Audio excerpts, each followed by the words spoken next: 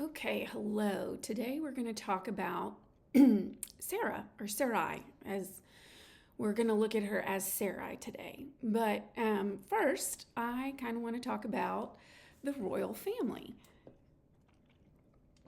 You might be like, "Elle, what does the royal family have to do with Sarai?" We will get there. We will get there. So, Queen Elizabeth, longest reigning monarch that England had before she died.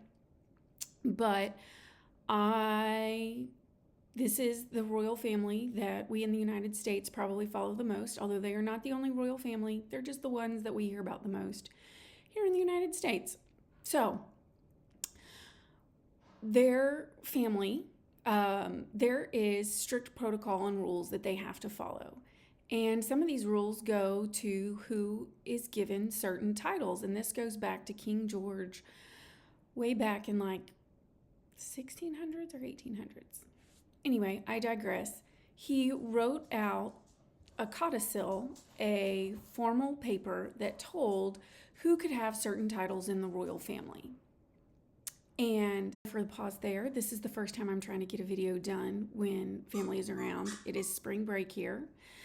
And so that comes with its own complications. So anyway, there was this official paper written up. King George says these are the people in the line who can be given certain titles. And there is the HRH, which is Her Royal Highness or His Royal Highness. And if you are designated as an HRH, you can also be called King, Queen, Princess, Prince. Okay? So there have been a few times when they have changed it, codified it. And one of those times was back in 2012. Queen Elizabeth changed it and said, if you are in the direct line, if you are in the direct line, grandchild with titled parents, you are prince or princess. So direct grandchild, titled parents. And that's key because some of her grandchildren are not called prince or were not called prince or princess because their parents refused titles. So but she said anyone in her direct line. Now she made this codification when Kate and William were pregnant with their first, and nobody knew yet whether it was a male or female, and they had not yet updated their line of succession. So the line still said she was able to be queen because she had no brothers. And so oldest sister of the king, oldest daughter of the king, she got it. Well, they did not know whether Kate or William, and William's in the direct line, so they had titles because they were in the direct line. If you're in the direct heir line, even if you're not direct grandchildren, you can be, that's why it's Prince William, Prince Harry. So Kate's pregnant. They don't know if it's a boy or a girl. And the Parliament had not yet changed the rule to say it doesn't have to be a male. It just has to be the firstborn. So that hadn't been made. And she went, you know what? These are going to be my great-grandchildren. And according to this paper that we follow for the names, if this is a girl and she doesn't get to be in the line of succession, she doesn't get to be called princess. And it would be pretty bummer if then they had a boy and he was called prince, but his older sister didn't have a title. So she just said, we're going to avoid this. If you're in this direct line, whether you're a boy or a girl, if you are the son or daughter of the person in direct line of succession, you're going to get the title. So, and then Parliament ended up changing, partly because I think she was considered such a great monarch, and said it doesn't matter whether it's a boy or a girl, firstborn.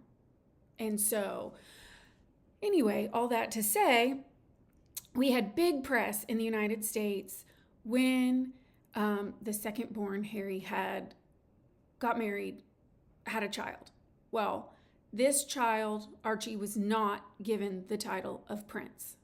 And I know this sounds like I'm going into all this stuff and that it's not important. Hang on.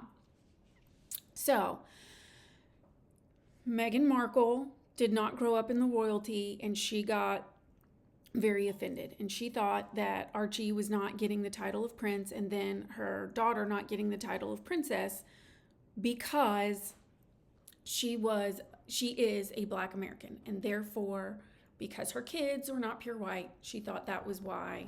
And she made a big deal about it and went to the press, and they were very careful to point out this is not Queen Elizabeth. She's not that way. She's been wonderful to us, but the royal family is racist. Well, fast forward, Queen Elizabeth died, and within a short time, you're wise, because keep in mind, when the monarch dies, it was a full, although Prince Charles was king, he didn't get his full coronation for over a year. So, yeah, he was acting king, but he hadn't had the full coronation, all of that. So, well before that, like after a month after the queen died, Archie and Lilibet, the son and daughter of Prince Harry, were given the official titles. They were given the official titles of prince and princess. Well, why is this? It is because if you are a great-grandchild, if you are not in the direct line of succession, you are not given the HRH, his or her royal highness, thus being a prince or princess, unless you are the direct grandchild of the current monarch. So Archie and Lilibet, by this document written way back, did not have the right to be prince and princess. But when their grandfather, the person who is directly tied to them, they are his. They're not great-grandchildren. They're not nieces and nephews. They're none of that. They are directly in line to him. That is when they get the title. Okay? And this was laid out years and years and years ago. But they are now directly tied to the monarch. They are in his bloodline. And they are considered prince and princess. Now they're living in the United States. They're not part of the family. I mean, they are part of the family over there blood-wise, but they're not taking part in the royal duties and all of that. But their grandfather claims them, and they are prince and princess. And when I put it that way, I'm sure you can see where this is going. Maybe, maybe not. So now we are going to talk about Sarai. Okay? So to talk about Sarai, we kind of need to go back a little bit. We had talked about Mrs. Noah versus Mrs. Job, and how what happens to your husband includes you. You're a part of that. And we see this great example with Mrs. Noah, obedient, faithful, and the not so great of Mrs. Job, and yet ye both got to take part in the restoration and the blessing to their husband. Okay? Now we definitely want to be more faithful and obedient. That is key. So, but Sarai, the reason she is important is because she is married to Abram. Abram, who becomes the father of many nations. He is the father of Islam. He is the father of Judaism. He is the father of a few other things. We'll get there. So, Abram is descended from Noah through his oldest son, Shem. There's a whole thing with the three brothers. Shem is the one that is getting the blessing and the direct descendant and all of that. So the line of Israel is coming from the line of Shem. So that's important. We get in, like I said, first time I'm doing this with others in the house. So we have this direct line. They go through the descendants from Shem, one of the sons of Noah, all the way down to this man named Terah. And then they say how Terah had 3 sons. And the 3 sons were, Abram, Nahor, and Haran. And Haran was the father of Lot. And Nahor married a woman, Milcah, and Abram married Sarai. So, just kind of interesting because back then, this was not bad or a thing, but Sarai was also Terah's daughter, but not through Abram's mother. So they're kind of half siblings, all right? And she's about 10 years younger than Abram. We need to know about Nahor and Milcah because Nahor and Milcah is where is the line from Terah through which the husbands for Isaac and Jacob come from. They come from that line. We'll get to that when we get to their spouses. So Haran dies. He has this son Lot, and Terah goes, okay, we're going to leave Ur of the Chaldeans, and we're moving. All right. And they go to a city called Haran. So Haran had died, but now they go to this city, Haran. We don't know if this is just because this is written by Moses and that's the city that's there now, if he's just identifying, okay, this is the place where they settled, and because of the family it's called Haran, or if it was already called Haran and they just happened to stop there. But they're in kind of this Mesopotamia area. They're in Ur. They kind of, although Job was from Ur in general worships a moon god. Okay, so they're leaving this area. They go to Haran. They don't make it all the way to Canaan. They stop in Haran, and they're there until Terah dies. Now, I was kind of like, why? Why did Terah suddenly leave? Like, we know Abram is given this word from God, like, you're going to get Canaan, go to Canaan. Now, in the order in the Bible in which it shows there, like, God gives that word to Abram, and we get that after Terah's death. We don't know chronologically if that's the case. What might be happening is they're in this area of the moon god, but they're descended from Shem. They believe in God. And so they're deciding to leave this moon god area. Or it could be because they're believers and God brought this word to Abram, that Terah said, okay, this is what God told you, we'll go. And because of his age and infirmity, that they stopped. We don't know. We also know that Haran is also a big area for worshiping the moon god. And so with the worship of the moon god, there is some Jewish commentary. It's not super widespread, but there is Jewish Orthodox commentary that the reason they stopped there, the reason that they left Ur, is that Terah is very upset over the death of Haran and doesn't want to stay where he died. There's also commentary that says Terah was a maker of idols of this moon god. That doesn't mean he believed in the moon god, but economically they say, because later those idols are known as Terahim, and they say it's from his name because he made these idols that people were worshiping. So some say this is an economic decision to stop because he made money in Ur by making these things, and now he can make money in Haran where they worship the same thing, but he's away from the place where the death of his son happened. Nobody knows. There's all kinds of commentary about it. They're not real sure. What we do know is that in Genesis 11, it says Terah took his son Abram, his grandson Lot, who was Haran's son, and his daughter-in-law Sarai, his son Abram's wife, and they set out together from Ur of the Chaldeans to go to the land of Canaan. But when they came to Haran, they settled there. And then Terah lived 205 years and died in Haran. Okay, so we know they left Ur, they got to Haran. And then we have God telling Abram, you go. Go from your land, out from your relatives. We find out later that Nahor and Milcah, this is where they settled. And so he's saying, leave your father's home, leave your relatives, and go to the land that I'm going to show you, because I'm going to make you. You're going to have a great name. I'm going to bless you, and nations are going to come from you, and all the people of the earth will be blessed through you. Now, key thing to realize here. 1, he's giving Abram this blessing. Abram is married. Abram is married. Okay, so we already had this picture of Noah, and if we're looking chronologically, Job, of the spouse is included in the blessing and restoration. Okay, this is a key point to note here. God comes to him, he is already married. Okay, so he's not explicitly saying, I'm doing this through Sarai, but Abram is married. Abram is a believer in God.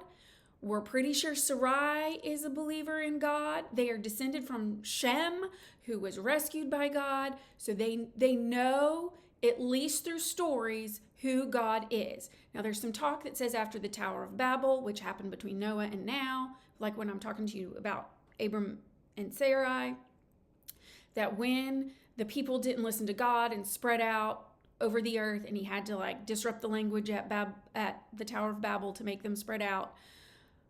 There is talk that at that point God kind of withdrew his presence from the world and only spoke in like visions, dreams, or occasional manifestations.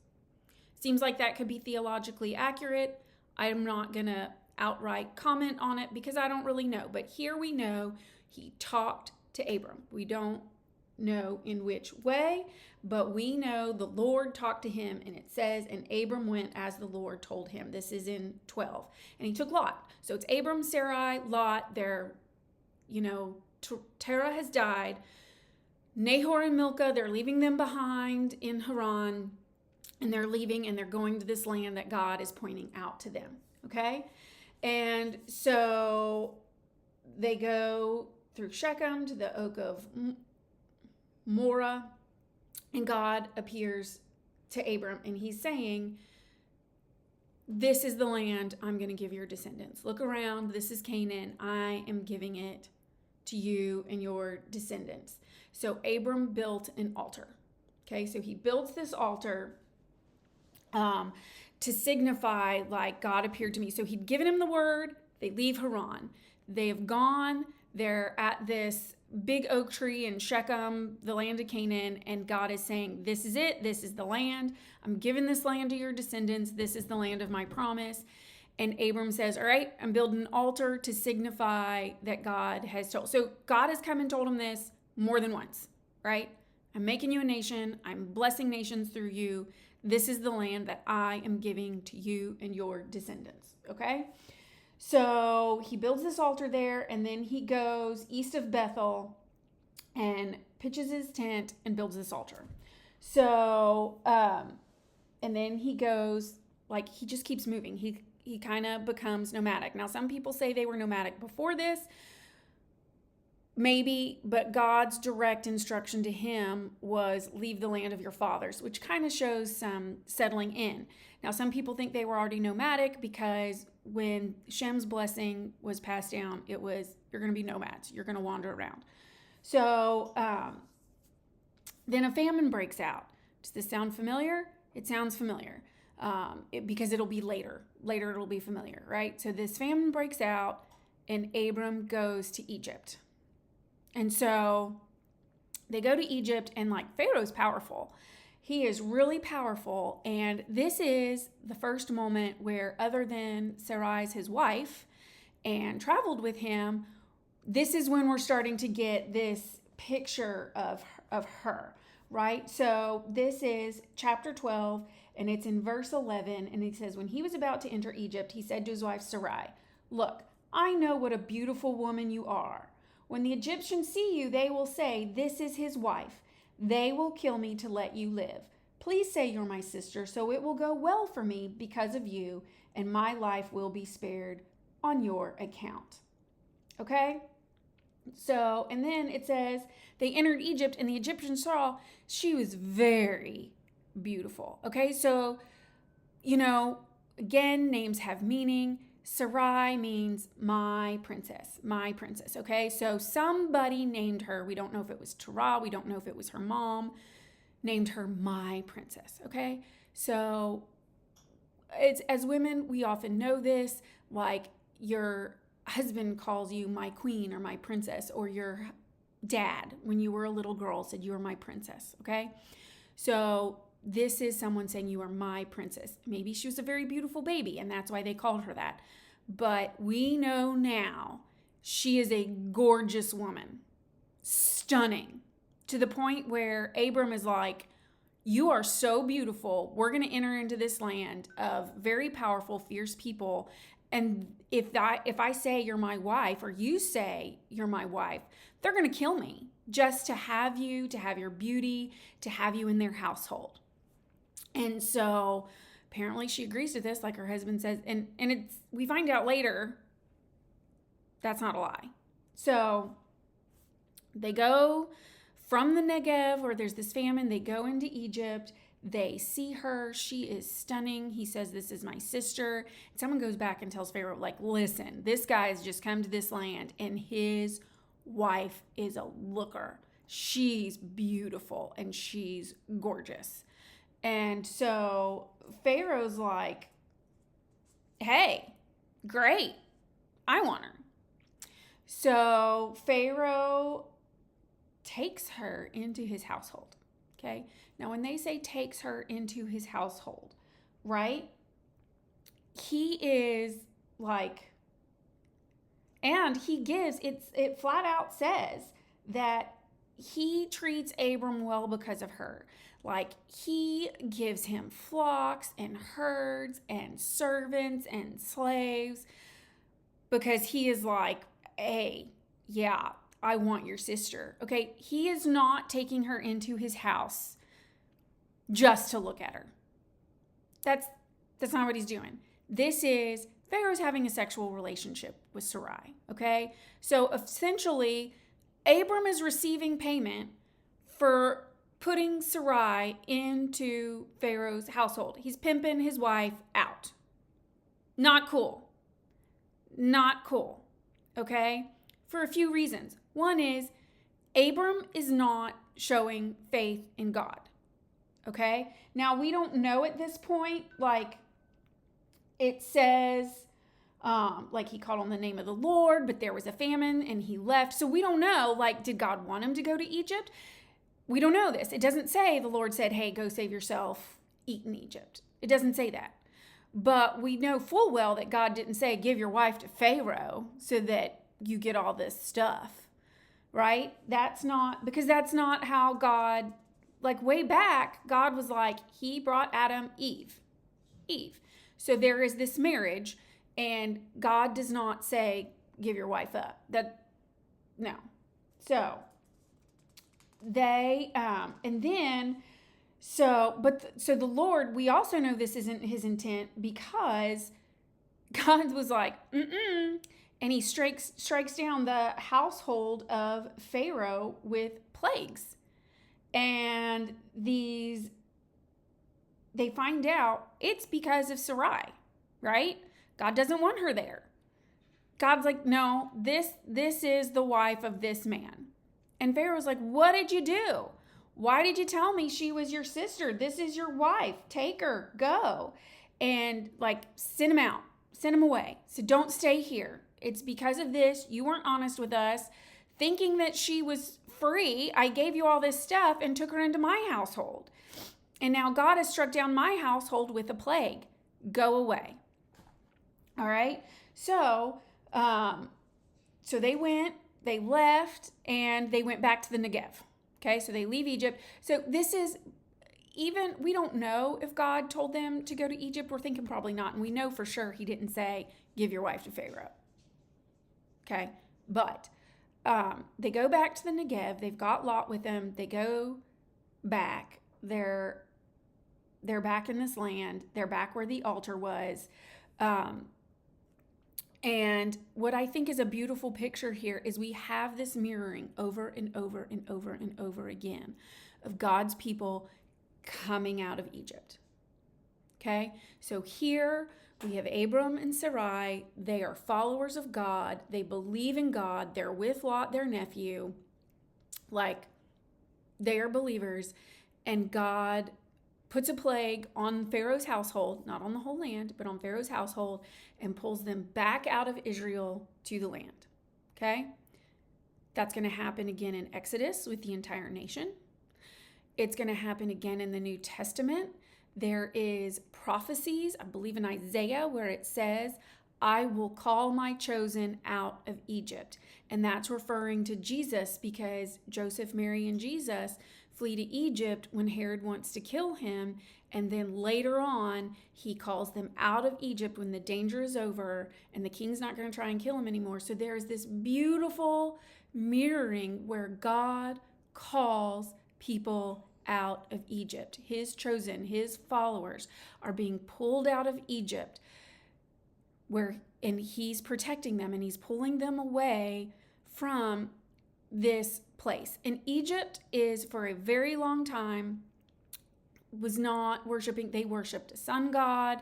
They did not worship the one true God. They were a polytheistic society. Yes, they were powerful, but they did not worship God. And over and over and over again, not just literally in the Bible, but metaphorically, God often calls us out of our idol worship. He calls us out of whatever it is that has stymied us or takes our attention away from Him. And He calls us out of our own Egypt to focus on Him and to follow Him and to fulfill His purpose. Okay, and He's doing the same for Abram and Sarai. So they go back to Canaan, and now they are super wealthy, right? And Lot has been blessed with a lot, and Abram has been blessed with a lot. And there is just, in this area where they are, they're too wealthy for the land to sustain them. Okay? And so they end up splitting. Abram says, which side do you want to Lot? Lot takes the really lush, beautiful, gorgeous land where it's going to be really great for his flocks and all that. And that's the side he takes. And then Abram goes this other way with Sarai. And so he goes to the oaks of Mamre and he built another altar to the Lord. All right. So then while this is happening, they've separated, they've settled. There's this other king that comes in and attacks where Lot is. And because he's trying to attack Sodom and Gomorrah, which Lot has settled right there. And so he just considers Lot part of them. He plunders the area. He takes all these people hostage and he absconds with them. And someone comes and tells Abram. And then Abram goes with his men, rescues Lot. And I thought this was very interesting. This doesn't have to do with Sarai, but this king that he rescued along with Lot and all of Lot's stuff says, thank you so much. I'll give you all these things. Okay. And you're going to see here a little bit of an attitude change in Abram because he says, no, I cannot take these things from you because my wealth and my blessing comes from God. And I do not want you able to say that my wealth came from you. Because everyone needs to know it came from God. And so he refuses those items. He's like, let my men take some plunder, but you're giving nothing to me because God is the source of my blessing and wealth. And nobody will ever be able to claim that someone gave it to me. So this is a little bit different because right in Egypt, he was like, yeah, sure, give me all this stuff. Now it was in exchange for his wife, which Pharaoh didn't know it was for his wife, but he was like, yeah, I'll take wealth from Pharaoh. But here he's saying, no, I am in this land that God promised me. God will provide. God protected me to save Lot. No, you can't do that. And so keep in mind that during all this time, he's had this promise from God, I'm going to make you a huge nation, and Sarai has still not given him a child. Big deal, because at this time, someone's worth is from giving them a child. All right? Now, I don't know where you are right now. I don't know if you're someone who is yearning for children and you're having a very hard time. And you read all these stories in the Bible and you're like, God opens wombs. And what have I done? What have I done that I'm not having a child, or I don't have this husband yet and I want a family, God, desperately? Like, what is this? Okay. First of all, sometimes it may not be about you. Okay? And so hold that thought. Okay. As I was saying, sometimes it's not about you. Sometimes it is. God has to shape each of us, and his timing is perfect. All right? And we're starting to see a heart change in Abram, where he's saying, no, I'm not going to take this wealth from you, because everybody needs to know I serve the one true God, and my wealth and my blessing is not from some earthly king. It is only because of God that I have this. Okay? Sarai, up to this point, other than being kind of obedient to her husband, we've seen not much of her other than she's gorgeous and she has obediently traveled with her husband, joining in this promise with him, going to the land, leaving family out in faith to go do this. But we need to point out a couple things. They go to Egypt and Abram's not trusting God. right? He's trusting in the beauty of his wife and her standing with him and saying, she's my sister. He's not trusting God to protect him, even though God said, I'm going to make you great, right? And Sarai really doesn't have agency here at this point, right? She doesn't have agency, and she kind of has to go to Pharaoh because here's this powerful king, and her husband has said, call me brother, don't call me husband. And so we have this, but God intervenes. God has agency on her behalf. God rescues from Egypt and gives us this great picture of them leaving Egypt, which he echoes over and over and over. Okay, God does protect Abram as he goes and he rescues Lot. And Abram does say, God is blessing me, not you, not this earthly king. Okay, and it's might be a blessing at this point that Sarai cannot have kids, because what if she could have kids and she shows up pregnant? Would Abram believe that it was his, or would he think because he gave her up to Pharaoh, basically pimped her out, he may not have believed at that point that that was his child, right? So we've gone through all this stuff and her womb is closed. And just hear me, God hears and sees women. And there is a reason why her womb has not been opened. And at this point, we don't see much about her other than she's beautiful, other than her husband is not truly, fully trusting God in his protection yet. Which is probably why, because they need to know that this is God and this is God's will and this is God's child. So hang on. If you are struggling with something like this, just hang on, because God will answer. Okay, and so fast forward some more time, she's still not having kids. All right, now keep in mind, Sarai's been with Abram. She knows that this blessing has been passed to Abram, and they've had altars and all this stuff, and yet she is not pregnant. She is not pregnant, and at this point she says, take my Egyptian slave Hagar, sleep with her, then we'll have kids that way. Okay, so this is wrong. You do not throw another woman at your husband. But why else is this wrong? Sarai has started to convince herself, I think, in this moment. She has started to convince herself, hey, this was the promise given to Abram, that he's going to be a great nation. And yes, I'm his wife, but that promise, God didn't say my name. So that promise may not include me. This may have to go a different way. And she goes ahead of God's timeline. Now, what this does is Hagar, the Egyptian slave, does become pregnant. And because remember, your status as a woman at this time is dependent on your ability to have kids, Hagar starts being contemptible to Sarai. Like, listen, I'm the one that's producing the heir. I'm the one that is giving children, and I am worth more than you. And Sarai starts to mistreat her, and she runs away. And God ends up coming and saying, go back. Okay, we're not going to touch on Hagar a whole lot because she's not the wife. We're looking at Sarai.